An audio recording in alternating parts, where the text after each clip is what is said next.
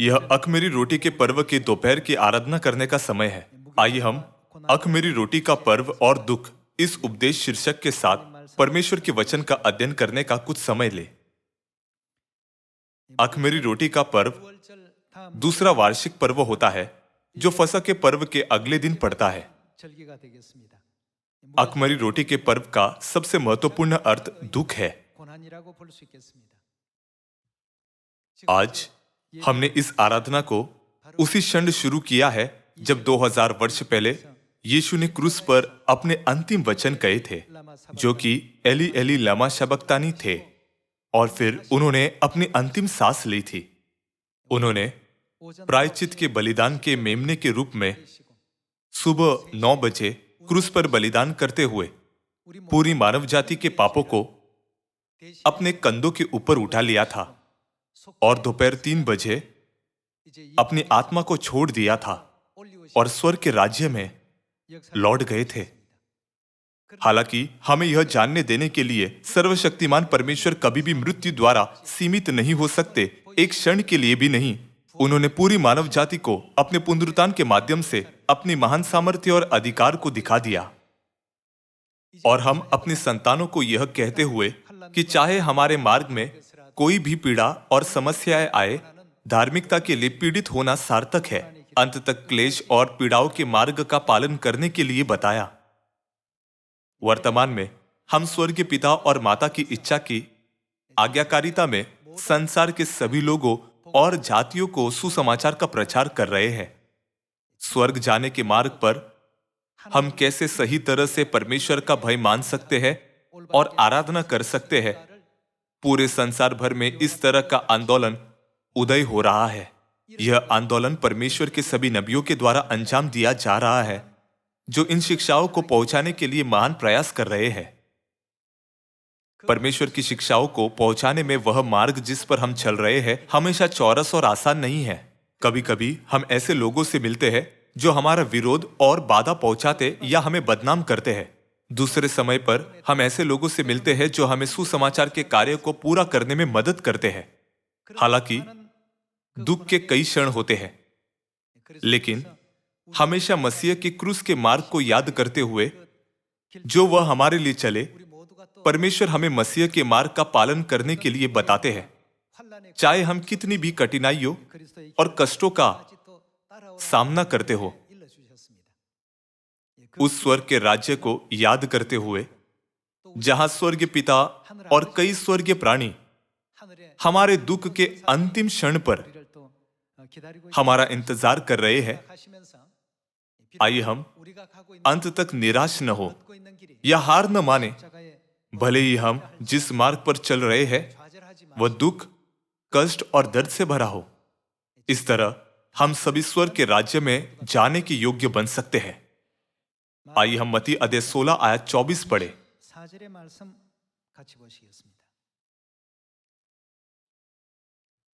तब यीशु ने अपने चेलों से कहा, यदि कोई मेरे पीछे आना चाहे तो अपने आप का इनकार करे और अपना क्रूस उठाए और मेरे पीछे हो ले। क्योंकि जो कोई अपना प्राण बचाना चाहे वह उसे खोएगा, और जो कोई मेरे लिए अपना प्राण खोएगा वह उसे पाएगा। यदि मनुष्य सारे जगत को प्राप्त करे और अपने प्राण की हानि उठाए तो उसे क्या लाभ होगा, या मनुष्य अपने प्राण के बदले क्या देगा? जैसा कि यीशु ने आयत 24 में कहा, मसीह के जीवन को पालन करने की शर्त है। शर्त यह है कि हमें अपना क्रूस उठाना चाहिए और उनका पालन करना चाहिए। मसीह के जीवन का पालन करने का मार्ग हमेशा चौरस और आसान नहीं है। हम हमेशा कई कठिनाइयों और दुखों का सामना करते हैं।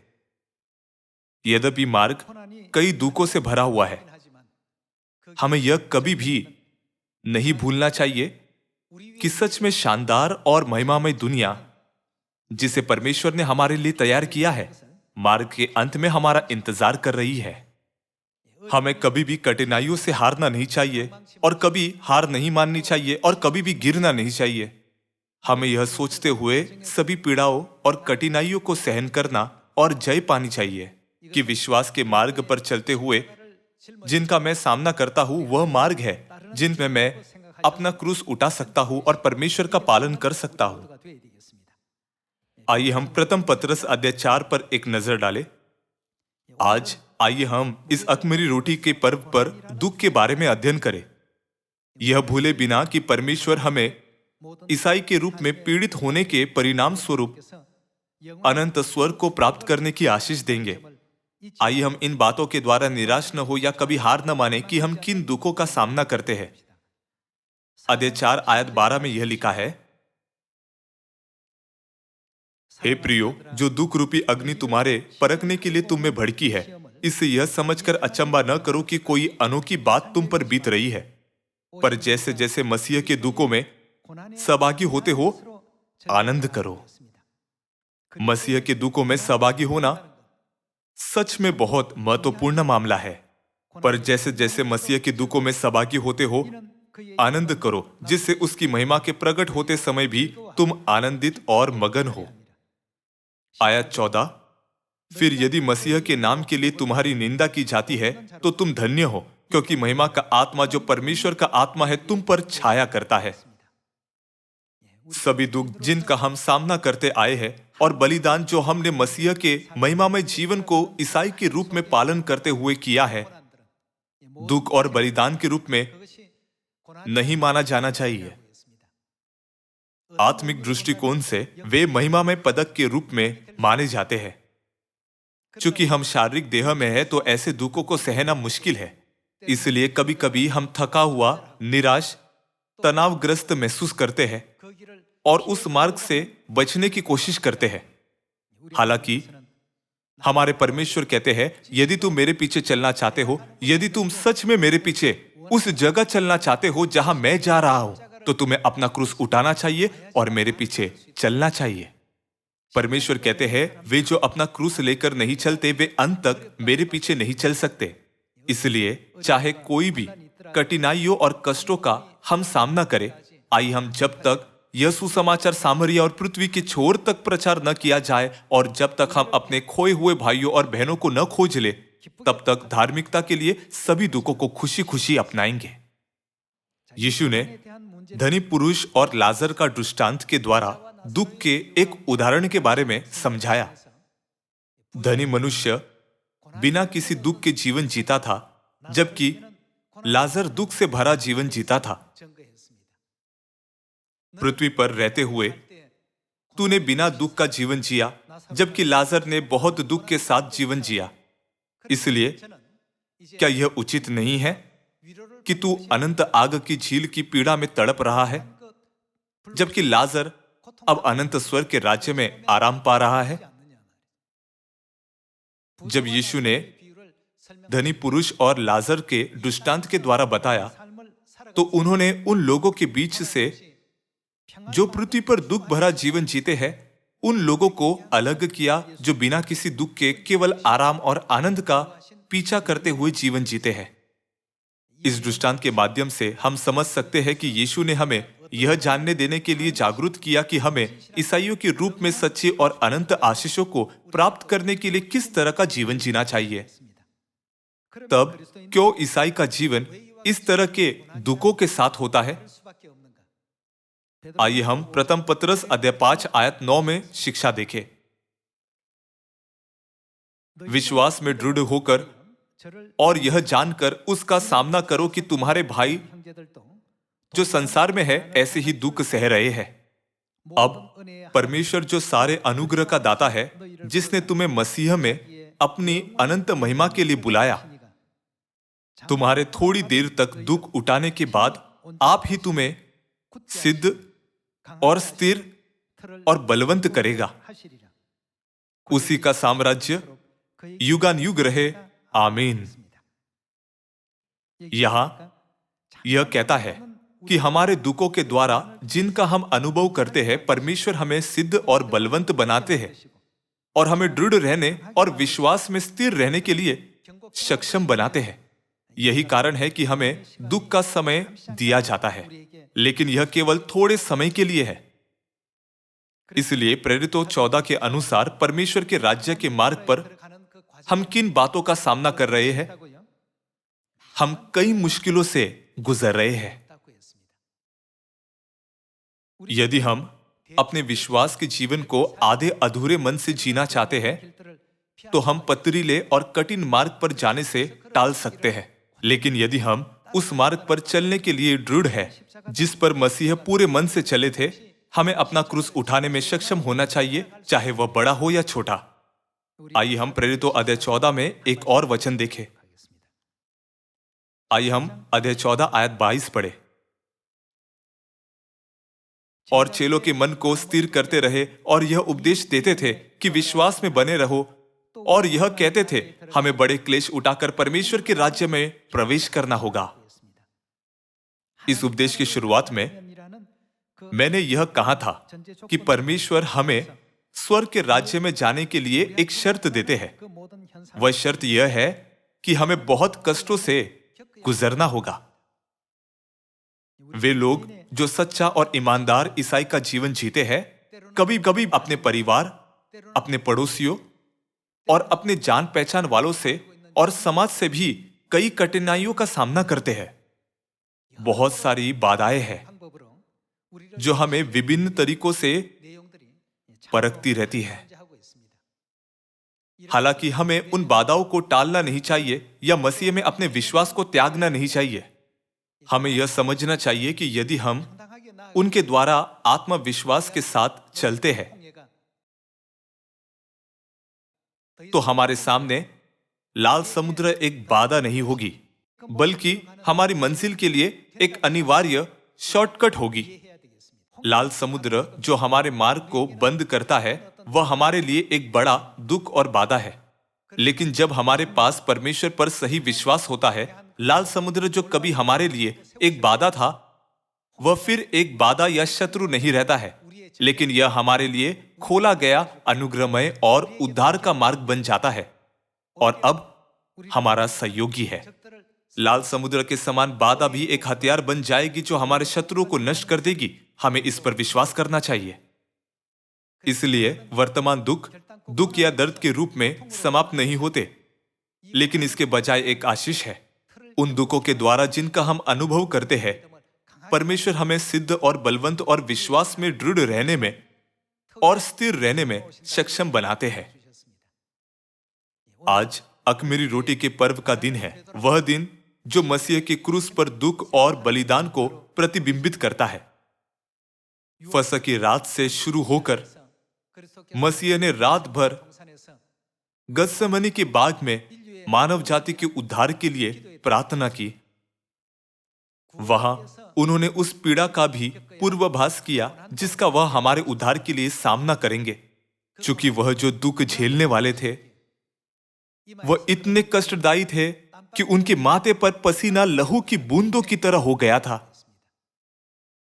हालांकि उस क्षण भी जब यीशु इस पीड़ा से गुजर रहे थे, चेले जिन्हें लगता था कि उनके पास अच्छा विश्वास है, शांति से सो रहे थे। यीशु 3 बार उनके पास आए और उन्हें जगाया। क्या तुम मेरे साथ एक घड़ी भी न जाग सके, जबकि मैं दुख में हूं? चेलों ने उस दुख को टाला और आराम से सो रहे थे। यीशु आए और उन्हें जगाया और उन्हें बताया कि जागते रहो और प्रार्थना करते रहो कि तुम परीक्षा में न पड़ो। वह दूसरी बार फिर आए और देखा कि वह फिर से सो गए थे। उन्होंने उन्हें फिर से जगाया, उन्हें यह कहने के बाद कि प्रार्थना करते रहो कि तुम परीक्षा में न पड़ो। वह तीसरी बार प्रार्थना करने के लिए चले गए। जब वह प्रार्थना करने के बाद वापस आए, वे फिर सो रहे थे। सभी लोगों, हम इस तरह के लोग हैं। भले ही स्वर्गीय पिता और माता दुख से गुजर रहे हो, हम उनकी संतान हमेशा कष्टों से बचने की कोशिश करते हैं और हमेशा शांति और शालीनता का जीवन जीने की कोशिश करते हैं। लेकिन आइए हम इस अख़मीरी रोटी के पर्व के द्वारा एक बार फिर पिता के दुखों को याद करें। वह हम अपनी संतानों के लिए फसह के बाद अख़मीरी रोटी के पर्व के द्वारा बोर के समय से पीड़ित थे। यीशु को 30 चांदी के सिक्कों के लिए यहूदा इस्करियोती द्वारा बेचा गया था और 3 बार पतरस द्वारा इनकार भी किया गया और अन्य सभी चेलों द्वारा त्याग दिए जाने के दुख का अनुभव किया था। कोई भी ऐसा व्यक्ति नहीं था जिसने यीशु का समर्थन किया या उनकी मदद भी की। जब भीड़ को यीशु और एक डाकू के बीच चुनने का मौका दिया गया था, तो भीड़ ने यीशु की जगह डाकू का पक्ष लिया और उन्हें अस्वीकार कर दिया। इस तरह वह समाज द्वारा स्वीकार नहीं किए गए थे। भले ही उनके पास कोई पाप नहीं था, वह भयानक पीड़ा से गुजरे और सुबह 9 बजे से क्रूस पर चढ़ाए गए थे। उन्होंने उनके सिर पर कांटों का मुकुट पहना दिया था। उनके आसपास के लोगों ने उन पर थूका, उनका उपहास किया और यहां तक कि उनके कपड़ों को विभाजित करके उन्हें अपमानित किया। लेकिन चूंकि यह मार्ग उनकी संतानों के उद्धार के लिए था, उन्होंने सब कुछ सहन किया और धैर्यपूर्वक उस मार्ग पर चले। मसीह सुबह 9 बजे क्रूस पर लटकाए गए थे और क्रूस पर दोपहर 3 बजे अंतिम सांस ली और मर गए। पवित्र कैलेंडर के अनुसार ये सभी बातें 2000 साल पहले फसह से लेकर अख़मीरी रोटी के पर्व में हुई थी, जिसे हम आज मना रहे हैं। हमें यह नहीं सोचना चाहिए कि यह कुछ ऐसा है जो 2000 साल पहले इतिहास में हुआ था और बाइबल में लिखा गया था। इसके बजाय हमारे प्रति परमेश्वर के बिना शर्त के प्रेम का एहसास करना चाहिए। आज इस अख़मीरी रोटी के पर्व पर हमें यह नहीं भूलना चाहिए कि पिता और माता उन सभी कष्टों के बावजूद जिनसे वे गुजरे थे, केवल हमारा उद्धार चाहते हैं। हम स्वयं भी अपने खोए हुए भाइयों और बहनों को उद्धार की ओर ले जाते हुए कुछ कष्टों और दुखों का अनुभव करते हैं। यहूदा इस्करियोती ने यीशु को धोखा दिया था और पतरस ने उनका इनकार किया था। सभी चेलों ने, जिन्होंने कहा था कि प्रभु हम अंत तक, मृत्यु होने तक भी आपका पालन करेंगे, यीशु को इनकार कर दिया और भाग गए। यदि हम इस तरह की स्थिति का सामना करते हैं, हमें कभी भी परमेश्वर के प्रेम के संदेश को नहीं भूलना चाहिए जो उन्होंने अपने अंतिम कठिन क्षणों के दौरान हमें दिया था। मैंने तुम्हें आखिर तक प्रेम किया है। हमें मसीह की इस पीड़ा को सीखना चाहिए। मैं ये नहीं कह रहा कि हमें खुद को कोसते हुए दर्दनाक मार्ग पर चलना चाहिए, लेकिन यह कि हमें अपने खोए हुए भाइयों और बहनों की तलाश करते हुए, यदि दुख है जिनसे हमें गुजरना है, तो हमें उनके दर्दनाक मार्ग का पालन करने के लिए तैयार रहना चाहिए। आइए हम एक और वचन देखें। आइए हम फिलिपियों अध्याय 1 आयत 27 पढ़ें।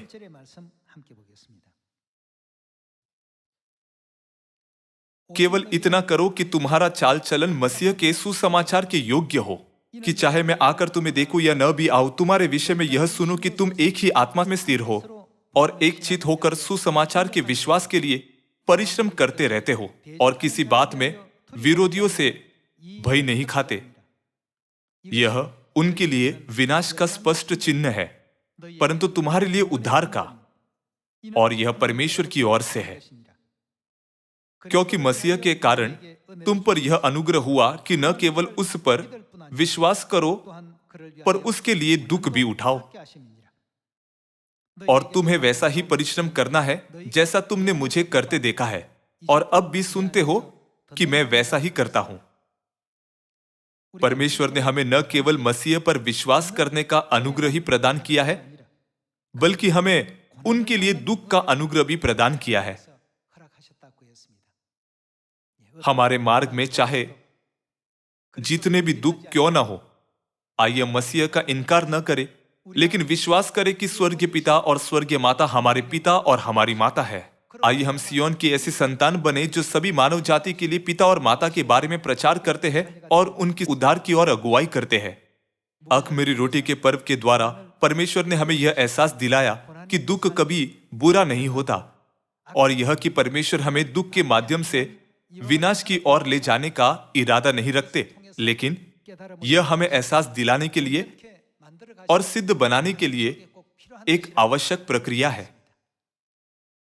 क्योंकि पहले मसीह ने क्रूस को लेने के द्वारा दुख का उदाहरण स्थापित किया, आइए हम भी अपना क्रूस उठाएं, चाहे वह बड़ा हो या छोटा, और बिना किसी शिकायत या कुड़कुड़ाहट के धन्यवाद भरे हृदय से उस मार्ग पर चले, ताकि हम सभी स्वर्गीय परिवार के सदस्य स्वर्ग के राज्य तक पहुंच सके।